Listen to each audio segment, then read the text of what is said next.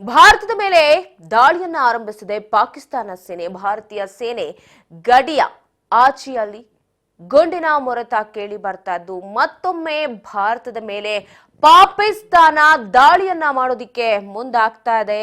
ಪದೇ ಪದೇ ಕದನ ವಿರಾಮ ಉಲ್ಲಂಘನೆ ಮಾಡಿ ಪಹಲ್ಗಾಮ್ನಲ್ಲಿ ದಾಳಿಯನ್ನ ನಡೆಸಿ ಅಟ್ಟಹಾಸ ಮೆರೆದಿದೆ.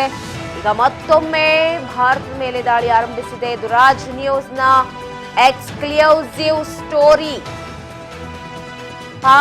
ಪಾಕಿಸ್ತಾನದ ನಡೆಯನ್ನ ತೋರಿಸ್ತಾ ಇದ್ದೀವಿ. ಭಾರತೀಯ ಸೇನೆ ಗಡಿಯ ಠಾಣೆಯನ್ನೇ ಗುರಿಯಾಗಿಸಿಕೊಂಡು ಪಾಕ್ ದಾಳಿಯನ್ನ ಮಾಡ್ತಾ ಇದೆ. ಭಾರತ ಪಾಕ್ ಗಡಿಯ ಲಿಪಾ ವಲಯದಲ್ಲಿ ಪಾಕ್ ಗುಂಡಿನ ದಾಳಿಯನ್ನ ನಡೆಸಿದೆ. ಭಾರತೀಯ ಸೇನೆ ಗಡಿಯ ಠಾಣೆಯನ್ನೇ ಗುರಿಯಾಗಿಸಿಕೊಂಡು ಪಾಕ್ ದಾಳಿಯನ್ನ ನಡೆಸುತ್ತಾ ಇದೆ. ಭಾರತದ ಮೇಲೆ ದಾಳಿಯನ್ನ ಮತ್ತೆ ಪಾಕಿಸ್ತಾನ ಸೇನೆ ಆರಂಭಿಸಿದೆ. ಸೈನಿಕರ ಠಾಣೆಯನ್ನೇ ಗುರಿಯಾಗಿಸಿಕೊಂಡಿದೆ. ಗಡಿ ಠಾಣೆಯ ಮೇಲೆ 10 ರಿಂದ 12 ಸುತ್ತು ದಾಳಿಯನ್ನ ನಡೆಸಿದೆ. ಗಡಿ ಠಾಣೆಯ ಮೇಲೆ 10 ರಿಂದ 12 ಸುತ್ತು ದಾಳಿಯನ್ನ ಪಾಕಿಸ್ತಾನಿಗಳು ನಡೆಸಿದ್ದು ಪದೇ ಪದೇ ಕದನ ವಿರಾಮವನ್ನ ಉಲ್ಲಂಘನೆ ಮಾಡ್ತಾ ಇದ್ದಾರೆ. ಲಿಪಾ ವಲಯದಲ್ಲಿ ತಡರಾತ್ರಿಯವರೆಗೂ ನಡೆದಿದೆ ಪಾಕ್ ದಾಳಿ. ಪದೇ ಪದೇ ಕಾಲ್ ಕಿರ್ಕೊಂಡು ಕದನ ವಿರಾಮವನ್ನ ಉಲ್ಲಂಘನೆ ಮಾಡಿಕೊಂಡೇ ಬರ್ತಾ ಇದೆ. ಪಾಕಿಸ್ತಾನ ಈಗ ಗಡಿಯಲ್ಲಿರೋ ಠಾಣೆಯನ್ನೇ ಟಾರ್ಗೆಟ್ ಮಾಡಿಕೊಂಡಿದೆ. ಟಾರ್ಗೆಟ್ ಮಾಡಿಕೊಂಡು ಅಲ್ಲಿ ಕೂಡ ದಾಳಿಯನ್ನ ನಡೆಸೋದಿಕ್ಕೆ ಮುಂದಾಗ್ತಾ ಇದೆ ಪಾಕಿಸ್ತಾನ. ಒಂದಲ್ಲ ಎರಡಲ್ಲ ಬರೋಬ್ಬರಿ 10 ರಿಂದ 12 ಸುತ್ತು ದಾಳಿ ನಡೆಸಿದ ದೃಶ್ಯದಲ್ಲಿ ಗಮನಿಸ್ತಾ ಇದ್ದೀರಾ ನೀವು. ಭಾರತದ ಮೇಲೆ ಯಾವ ರೀತಿಯಾಗಿ ಅಟ್ಯಾಕ್ ಅನ್ನ ಮಾಡ್ತಾ ಇದ್ದಾರೆ ಅಂತ ಹೇಳಿ.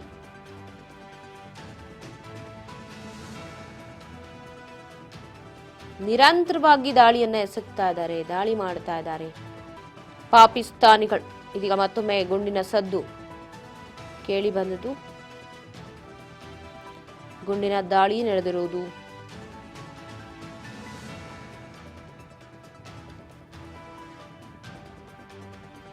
ಪಾಕಿಸ್ತಾನದಿಂದ ಇಂಡಿಯನ್ ಮಿಲಿಟರಿಯ ಠಾಣೆಯ ಮೇಲೆ ದಾಳಿ ಪ್ರತಿದಾಳಿ ನಡೀತಾನೆ ಇದೆ. ಪದೇ ಪದೇ ಕದನ ವಿರಾಮ ಉಲ್ಲಂಘನೆ ಆಗ್ತದೆ. ತೀವ್ರ ಉದ್ವಿಗ್ನತೆಯಂತೂ ಇದೆ. ಭಾರತೀಯ ಸೇನೆಯನ್ನೇ ಗುರಿಯಾಗಿಸಿಕೊಂಡು ಪಾಕಿಸ್ತಾನ ಅಟ್ಯಾಕ್ ಅನ್ನ ಮಾಡ್ತಾ ಇದೆ. 10 ರಿಂದ 15, 20 ಸುತ್ತುಗಳ ದಾಳಿಯನ್ನ ನಡೆಸಿದೆ. ನಾವು ದೃಶ್ಯದಲ್ಲಿ ನಿಮಗೆ ತೋರಿಸ್ತಾ ಇದ್ದೀವಿ, ಗಮನಿಸಬಹುದು.